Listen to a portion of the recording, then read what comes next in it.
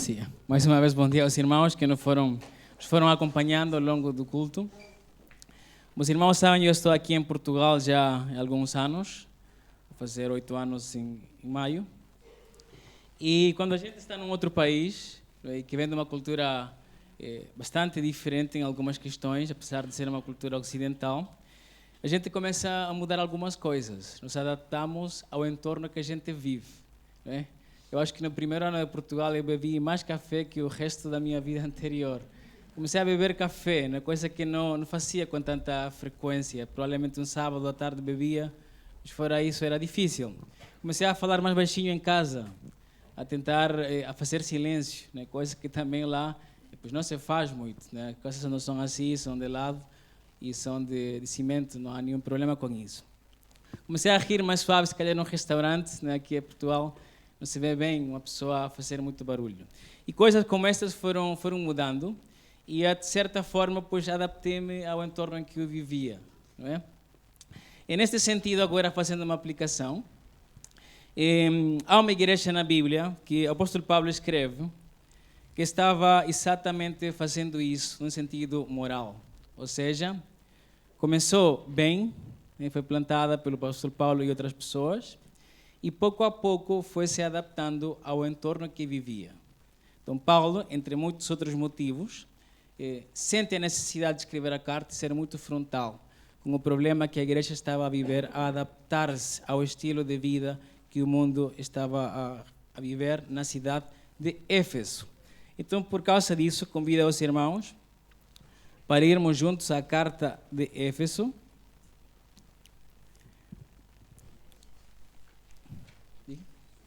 Efésios, obrigado. Cidade de Éfeso, carta aos Efésios, obrigado. Eu não estou acostumado à ordem dos livros da Bíblia, depois ali de Romanos, as cartas de Coríntios, Gálatas e carta aos Efésios. E vamos ir ao capítulo 4. Vamos ler uma porção só, e no final da mensagem eu vou ler a segunda porção, que é a partir do versículo 25. Então, por agora, vamos ler capítulo 4, versículo 17 ao versículo 24. Capítulo 4, do versículo 17 ao versículo 24. Com os irmãos ainda estão a chegar lá, não há pressa. Acho que agora sim a maioria já tem. Diz assim: E digo isto, e testifico no Senhor, para que não andeis mais como também andam os outros gentios, na vaidade da sua mente, entenebrecidos no entendimento, separados da vida de Deus, pela ignorância que há neles, pela dureza do seu coração, os quais, havendo perdido todo o sentimento, se entregaram à dissolução, para com avidez cometerem toda a impureza.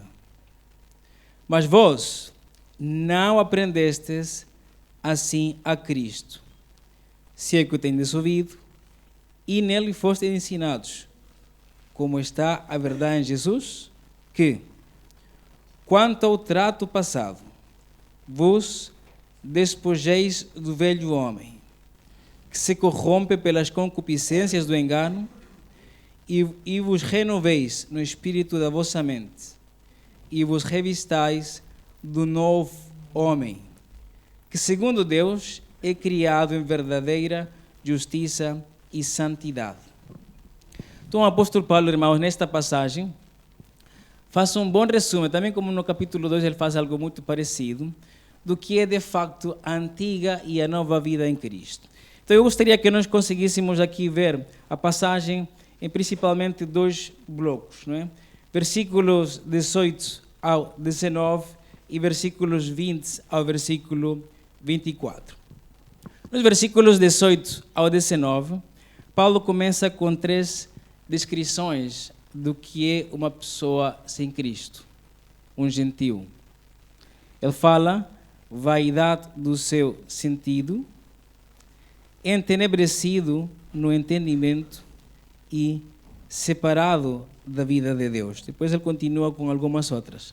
Vamos pensar então o que significa isto de vaidade do seu sentido, né? Há outras palavras, há outras versões que dizem vanidade no seu propósito, algumas mais contemporâneas, não é? O que significa isto? O que o Paulo quer dizer com isto?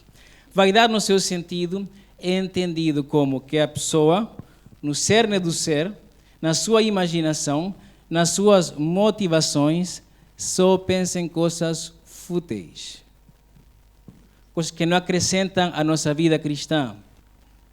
Coisas que o secularismo nos ensina que são muito importantes, mas às vezes não são tão importantes. Coisas que se calhar não são necessariamente erradas, como poderá ser um jogo de futebol, poderá ser a saída, mas ganha demasiado força no nosso coração quando estamos sem Cristo. Essa é a vaidade no seu sentido. Alguém dizia, um autor sobre esta passagem, né? Dizia, sem o conhecimento de Deus, tudo, em última análise, é vaidade. Não há qualquer propósito e sentido na vida de uma pessoa assim. É tudo vão, tudo fútil. Esse, para Paulo, é uma pessoa que não conhece a Cristo. Depois ele fala, diz, entenebrecidos no entendimento. Alguns livros, como os Salmos e livro de João, falam muito na escuridão, como uma espécie de metáfora do que é de facto a vida sem Deus. Escuridão.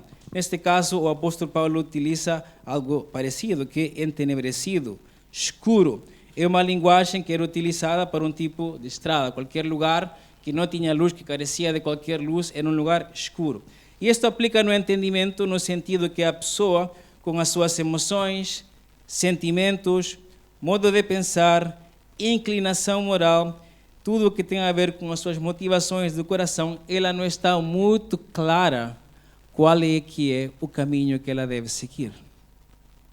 Ela é vaidosa nos seus pensamentos, porque ela de facto não tem uma orientação. A sua mente, a sua capacidade de tomar decisões está perturbada, que não conhece a Cristo. Depois o apóstolo Paulo continua e ele diz que essas pessoas, no versículo 18, diz que estão separados da vida de Deus. Por causa dessa vaidade na sua mente, por causa dessa mente entenebrecida, essas pessoas, em última análise, não querem saber nada de Deus. Não querem saber nada de Cristo. Não significa que não queiram saber nada da igreja. Às vezes as pessoas confundem uma coisa com a outra. É verdade que estamos aqui e acreditamos que porque temos um interesse significativo na pessoa de Deus, mas às vezes pode simplesmente ser uma aparência. E no final, no fundo, no coração, como o apóstolo Paulo diz, não há qualquer procura de Deus, não é? Estão separados da vida de Deus. Orar é tedioso, é aborrecido, ler a Bíblia é uma seca, ouvir uma mensagem no domingo, estou já a ver a hora e a pensar no que eu vou almoçar. Essa é a separação da vida de Deus. Não tenho interesse nenhum em tentar relacionar-me com Deus. Poderá haver uma vida, intenção, relação da vida da igreja, mas não tenho nenhuma intenção durante a semana de uma procura intencional com Deus. Essa é a pessoa, para Paulo, que é retratada aqui como uma pessoa gentil. Por causa disso, chega ao versículo 19. Por causa dessa vontade vaidosa, entendimento entenebrecido, por causa dessa indiferença para a vida com Deus, chega ao versículo 19, onde Paulo diz, os quais, havendo perdido todo o sentido, se entregaram à dissolução para com avidez cometerem toda a impureza.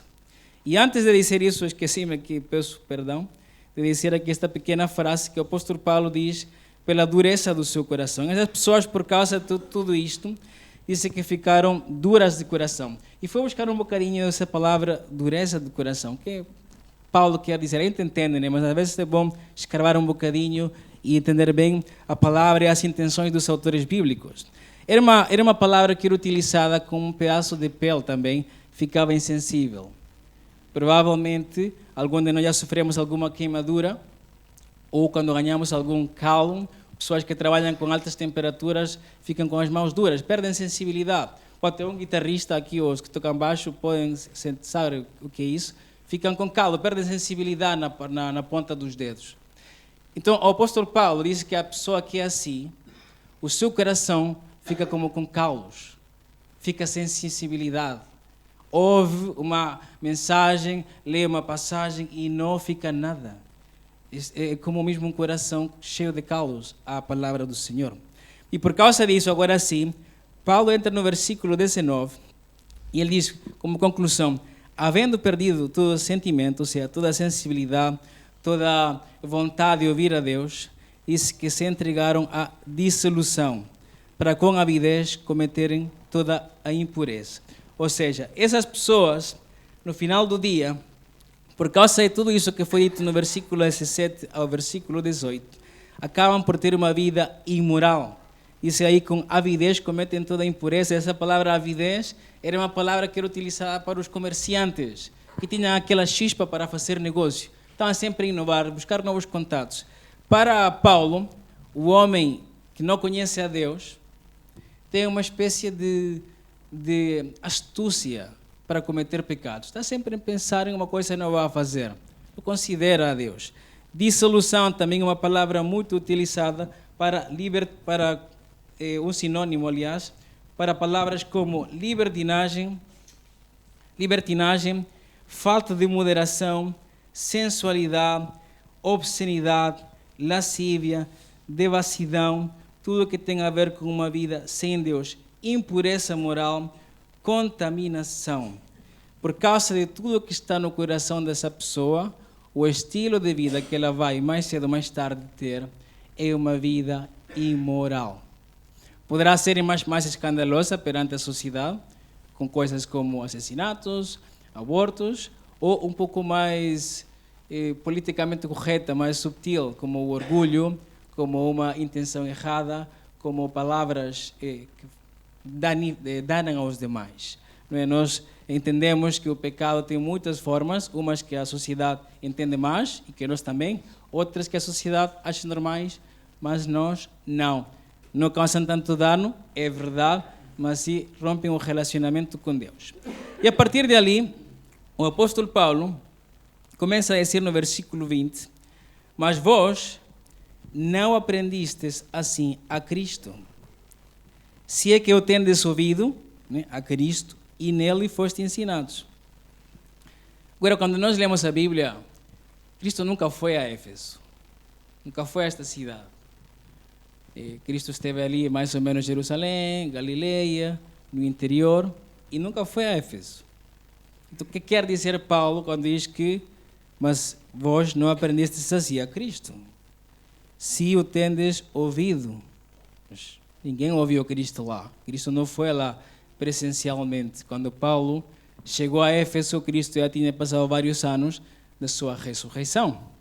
Então, o que Paulo quer dizer com isto? Paulo entende, irmãos, que uma visita de um apóstolo, que é a visita de um emissário de Deus, de um embaixador de Deus, de uma pessoa que leva a palavra, em última análise, é como que se Cristo nos estivesse a visitar. Então, eles estavam ali a ouvir a Paulo, eu acho que era Apolos o outro, se me conferir isso, e quando eles estavam a ouvir as mensagens de Paulo e o seu colega, é como se estivessem a ouvir a Cristo Jesus. Porque Paulo, ao final do dia, simplesmente estava a levar o que tinha aprendido dos apóstolos, os quais tinham aprendido de Cristo. Hoje em dia, irmãos, poderá parecer estranho, mas quando nós estamos aqui o domingo, nós acreditamos que Cristo está a falar conosco. Cada vez que nós abrimos a palavra, acreditamos que Cristo está a falar conosco. Pela boca, por exemplo, da Miriam, quando estava a ler Efésios capítulo 2. É Miriam, sim é Miriam, mas é Cristo a falar. Nesse sentido, para nós este tempo de culto, que é um par de horas, é muito significativo, porque é aqui que nós aprendemos a como deixar essa antiga vida e a começar uma vida nova. Então, eles não tinham ouvido a Cristo, mas por causa de Paulo e os seus colegas terem estado lá a pregar, é que eles podem dizer, sim, Cristo esteve cá. Hoje em dia, infelizmente, há pessoas que procuram um contato com Cristo de formas estranhas e diferentes. E, às vezes, há inclusive movimentos que acreditam, não é? Que Cristo continua a aparecer significativamente quando estão em algum sítio, quando estão em meditação em algum sítio e procuram a Cristo lá fora. Irmãos, nós acreditamos que nesta igreja, cada domingo que nós estamos aqui, que lemos a palavra, que independentemente de qual seja o pregador, sempre e quando seja com base na palavra, nós estamos a ouvir a Cristo. Foi a experiência que a Éfeso teve, apesar de nunca ter presencialmente conhecido ao Senhor. E a partir do versículo 21, ali, segunda parte do 21, 22 a 24, que eu vou ler novamente, Paulo, então, volta a fazer o mesmo, de falar das questões do coração e do estilo de vida, não mais agora de um não cristão, mas como deve ser, então, a vida de um homem que disse ser cristão, que disse seguir a Cristo. Diz como está a verdade em Jesus, que vos despojeis quanto ao trato passado do velho homem, que se corrompe pelas concupiscências do engano, e vos renoveis no espírito do vosso sentido, mesma palavra que ele tinha falado na vaidade do seu sentido antes, e vos revistais do novo homem, que segundo Deus é criado em verdadeira justiça e santidade. Então, para Paulo, tudo começa, mais uma vez, na parte interna. Sentido, espírito, esse velho homem deve morrer. Algumas pessoas ainda não custa entender essa questão do velho homem. Não? Esse velho homem é a nossa natureza, essa parte de nós lá dentro que gosta de pecar. Há muito tempo estava ouvindo uma mensagem do pastor John Piper. Ele dizia, por que a gente peca? Perguntou às pessoas. Disse, porque gostamos de sentir o que sentimos quando pecamos. Há esses segundos que tentamos fazer um parêntese da nossa vida cristã, explicava John Piper, e desfrutamos fazer uma coisa errada. Por isso que as pessoas pecam, dizia ele. Se não ninguém pecasse, se fosse uma sensação estranha, apesar de que depois esse parêntese é fechado num cristão e sentimos-nos mal, esses segundos, quem toma posse, que controla a nossa vida, é o velho homem e gosta disso. Gosta de pecar, gosta de fazer o mal, gosta de mentir, gosta de sentir-se mais que os demais, gosta de falar um palavrão para uma pessoa ou fazê-la sentir mal com palavras normais. Gosta dessa sensação. Esse velho homem está ali. Ainda Cristo diz que somente na glorificação, quando sejamos ressurretos, esse velho homem vai deixar de existir. Pela graça de Deus, não vai estar no céu, mas nesta vida, ali está esse velho homem. Diz quanto ao trato passado, despojai-vos do velho homem, diz, que se corrompe, está ali. Tenha cuidado, ele gosta dessa cultura de Éfeso, de viver em pecado. E a partir dali diz que vos renoveis no espírito do vosso sentido.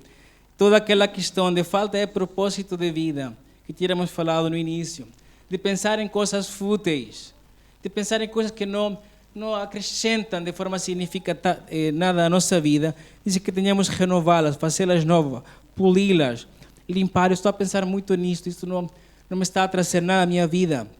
E vos revistais do novo homem. Esse novo homem, alguns poderão pensar, esse é feito com força de vontade, esse é feito com livros. Não diz? É criado, diz, segundo Deus. Irmãos, nós não conseguimos mudar. Esse novo homem é única e somente criado por Deus, fortalecido por Deus. Nós temos simplesmente que deixar que Deus o alimente, ouvindo a Cristo, por exemplo, como num culto, estando atentos, pela sua palavra. Esse novo homem é criado por Deus quando nós dedicamos uma porção do nosso dia para tempo de oração, quando nós praticamos as boas obras, como diz ali, que é criado em verdadeira justiça, muito relacionada ao estilo de vida, e santidade, muito relacionada também às nossas intenções do que nós fazemos, apesar de que esses dois são utilizados muitas vezes como sinônimo. E tendo dito isto, Paulo acaba, que gostaria de acabar da mesma forma como ele acaba esta passagem, colocando alguns pecados que a igreja estava a cometer e que ele acha necessário apontar e dizer. Então, a partir do versículo 25 ao versículo 32, eu vou ler o que estava a acontecer na igreja, que Paulo estava seriamente preocupado. Por isso, por tudo que falamos 17 a 24, deixai a mentira e falai a verdade, cada um com o seu próximo, porque somos membros uns dos outros. Irai-vos e não pequeis, que não se ponha o sol sobre a vossa ira, ou seja, não fiquem no dia seguinte a pensar da ira do dia anterior, não é? Não deixe lugar ao diabo. Aquele que furtava, não furte mais, antes trabalhe, fazendo com as mãos o que é bom, para que tenha o que repartir com o que tiver necessidade. Não saia da vossa boca nenhuma palavra torpe, mas só a que for boa para promover a edificação, para que dê graça aos que ouvem. E não entristeçais o Espírito Santo de Deus, no qual estáis selados para o dia da redenção. Toda a amargura e ira, e cólera, e gritaria, e blasfêmia, e toda a malícia sejam tiradas dentre vós. Antes, sede uns para com os outros, benignos, misericordiosos, perdoando-vos uns aos outros, como também Deus vos perdoou em Cristo. Amém? Por isso, irmãos, esta passagem do apóstolo Paulo, que podem depois ler em casa com mais calma, 17:32, mas chamar a atenção também para nós, não somente para a igreja de Éfeso, para que a cultura do mundo não entre na nossa vida e, em última instância, na nossa igreja.